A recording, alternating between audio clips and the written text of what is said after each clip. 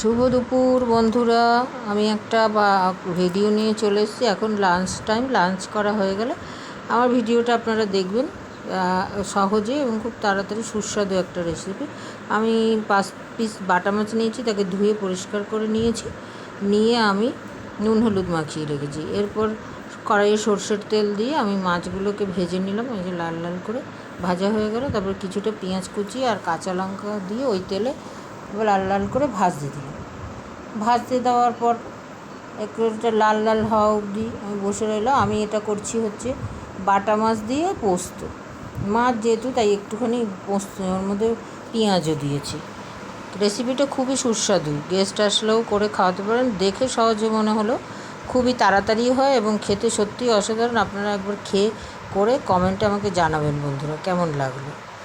তারপরে এই যে আমি পোস্তটা, এই যে খানিকটা ওইখানে পোস্ত দেখালাম, ওই পোস্তটা বেটে নিয়েছিলাম। এবার এই যে পোস্ত, ঝাল লঙ্কার গুঁড়ো, নুন হলুদ একসাথে দিয়ে দিলাম। পেঁয়াজটা যখন এরকম লাল লাল নরম হয়ে এলো, তখন এই যে এরকম, তারপরে এরকম লাল লাল করে কষে নিলাম। একদম তেল ছাড়লো যখন, তখন আমি কি করলাম, এর মধ্যে কিছুটা ওই বাটি ধোয়া আর একটু জল দিয়ে দিলাম। যেহেতু পেঁয়াজ আর পোস্ত, বেশি জল দেবেন না, তাহলে এই রেসিপিটা একটু শুকনো শুকনো করতে হয়।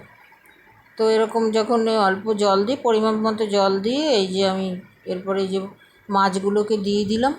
দেওয়ার পর এই যে একদম লাল এরকম কষা মতো হয়ে আসবে, তখন আপনারা নামিয়ে চলুন। আমিও গরম গরম হাতে পরিবেশন করছি, আপনারাও পরিবেশন করে খেয়ে দেখুন। আমার চ্যানেলটাকে সাবস্ক্রাইব করবেন, শেয়ার করবেন। দেখা হচ্ছে পরের ভিডিওতে। আসছি।